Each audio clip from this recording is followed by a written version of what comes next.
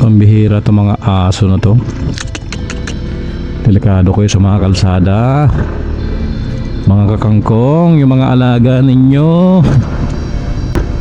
Napakadaming riders namamatay sa kalsada dahil sa aso. Parang hindi naman kayo nanonood ng balita at hindi nyo alam ang nangyayari. Gaano ba kasi kahirap itali ang mga aso na yan. Yung katangahan nyo kapalit ng buhay ng mga riders. Napakasarap talaga mag-rides dito sa Kawayan. Napakaliwanag. Sana lahat ng kalsada dito sa Pilipinas maging ganyan na. Maliwanag. Napakalaking bagay niyan para sa mga tulad nating motorista. Sa ibang bayan, marami pa rin mga kalsadang madidilim. Ewan ko ba kung saan ba nila dinadala mga pondo ng mga yan. Imbes na kalsada ang lumiwanag, mga bulsa ata nilang lumiliwanag, mga kakangkong. Daming mga pinangako. Nung tumatakbo sila, nanalo, wala na. Puro pangakong napako. Kaya tayo mga kakangkong, ayusin natin ang ating pagboto. Kilala nyo naman yung mga taong yan. Halata naman kung sino ang magnanakaw sa hindi. Yun nga lang, mas pinipili talaga natin maging bobotante. Masyado tayo nasisilaw sa pera. Alam na natin kurakot. Pag binigyan tayo ng 500, pag binigyan tayo ng 1,000, yung mga kurakot na politiko na tumatakbo, bigla-biglang nagiging anghel sa mga paningin ninyo.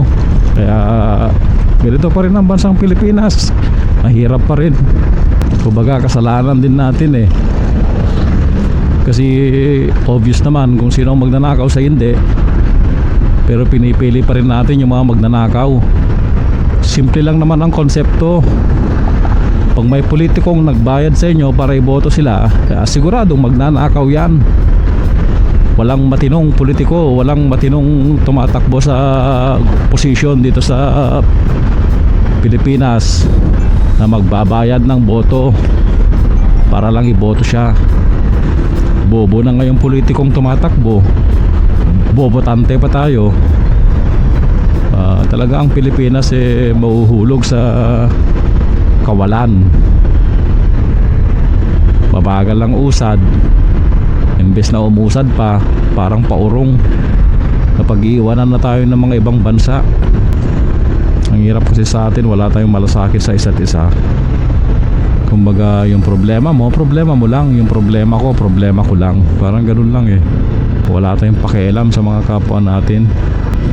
Ang mahalaga, mabusog tayo ng 500, mabusog tayo ng 1,000 na binabayad sa atin ng mga politiko para iboto natin sila.